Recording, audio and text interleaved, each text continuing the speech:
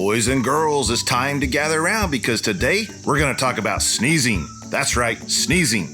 Now, a long time ago, I lived in a place called Germany. And if you were to sneeze in Germany, people would say Gesundheit, which means health to you. And I have learned one of the reasons over time that causes us to sneeze is catching a cold. And I've also learned in a family that if one person catches a cold, typically everybody catches that cold. But did you know our beloved pets can also cause us to sneeze? Something about the hair that they have can cause the nerves in our nose to tickle and it makes us sneeze. But also something I learned that's fascinating to me is those same nerves that cause us to sneeze, they go to sleep when we go to sleep. So when you are fast asleep in your bed, you can't sneeze. And I think that's kind of cool.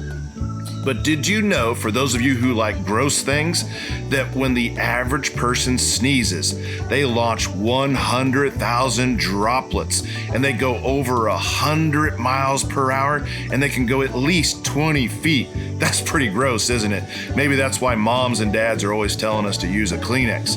But as I was thinking about a sneeze and how far and fast those little droplets could go, my heart went to the Word of God.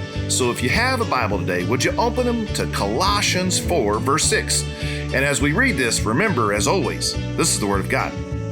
Let your speech always be gracious, seasoned with salt, so that you may know how you ought to answer each person. Boys and girls, did you see what the Word of God said? Our speech is to be gracious and seasoned with salt. Now, just like a sneeze can go far and fast, I have learned that words that are hurtful can go even farther and faster. And one of the ways that this is done is by the word gossip. If you don't know that word, gossip means to say things that are untrue and hurtful about another person. And so we don't want to do that.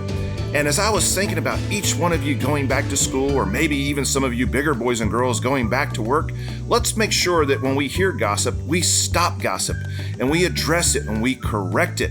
And then how about we go one step further and let's actually practice using words to help people instead of hurting people. And one of the best ways I know that you can do that, that's super cheap and very easy, is just to write a note to somebody, maybe a couple words of encouragement. And so, boys and girls, know this, just like we can stop the damage of a sneeze by using a good old-fashioned Kleenex, we can also stop gossip by telling people not to do it and by using words that are helpful instead of hurtful. So I hope each one of you are encouraged, and I hope each one of you uses your speech to be gracious and seasoned with salt. So until next time, bye-bye.